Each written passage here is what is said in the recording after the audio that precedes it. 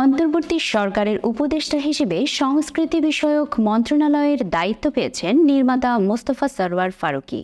উপদেষ্টা হিসেবে শপথ নেওয়ার পর বৈষম্য বিরোধী ছাত্র আন্দোলনের সমন্বয়ক থেকে শুরু করে সামাজিক যোগাযোগ মাধ্যমে ফারুকীকে নিয়ে চলছে বেশ সমালোচনা।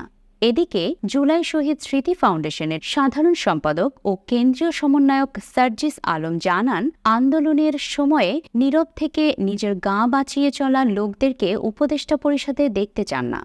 ফারুকী ক্ষমতার কাছাকাছি থাকার জন্য তোষামোদী করেছে উল্লেখ করে তিনি বলেন, আমরা দেখেছি ফারুকীকে বিগত এই ৩৬ জুলাই কোনো সময়ে সরাসরি সরকারের বিপক্ষে গিয়ে এই ছাত্র জনতার অভ্যুত্থানে যারা অংশগ্রহণ করেছে তাদের পক্ষে কখনো অবস্থান নেননি। তিনি তার পুরো সময়ে ক্ষমতার কাছাকাছি থাকার জন্য যেখানে তার মতো করে তোষামোদী করা দরকার সেভাবেই করেছে।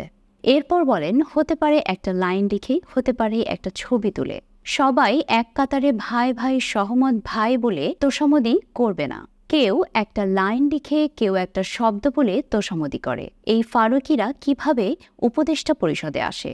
আমাদের জায়গা থেকে আমরা সেদিন স্পষ্ট করে বিরোধিতা জানিয়েছি। আমরা আমাদের জায়গা থেকে বলি, এরকম নীরব থাকা কঠিন সময়ে নিজের গা বাঁচিয়ে চলা লোকদেরকে উপদেষ্টা পরিষদে দেখতে চায় না। তারা কোনোদিন আন্দোলনের স্পিরিটকে ধারণ করতে পারে না। সার্জিসের কথায় যদি পারত তাহলে তারা তখন তাদের জায়গা থেকে প্রতিবাদ জানাতো। আমরা আমাদের জায়গা থেকে মনে করি, যেই মানুষগুলো সামগ্রিক অভ্যুত্থানকে ধারণ করেছিল, ধারণ করছে এবং স্পিরিটটিকে সামনের সময়ও ধারণ করার মতো মানসিকতা রাখে, শুধু তাদেরকে দিয়ে অন্তর্বর্তীকালীন সরকার পরিচালনা হওয়া উচিত। শেষে তিনি বলেন, যেই মানুষটা সামনাসামনি রাজপথে নেমে না হোক, সামাজিক যোগাযোগের মাধ্যমে হোক, দেশে থেকে দেশের বাইরে থেকে হোক, সমর্থন জানিয়েছে, সেই সময়ে সৎ সাহস দেখিয়েছে, সেই মানুষটার এই জায়গায় প্রতিনিধিত্ব করা উচিত। সরকারের ভালোটাকে ভালো বলবো, সীমাবদ্ধতাকে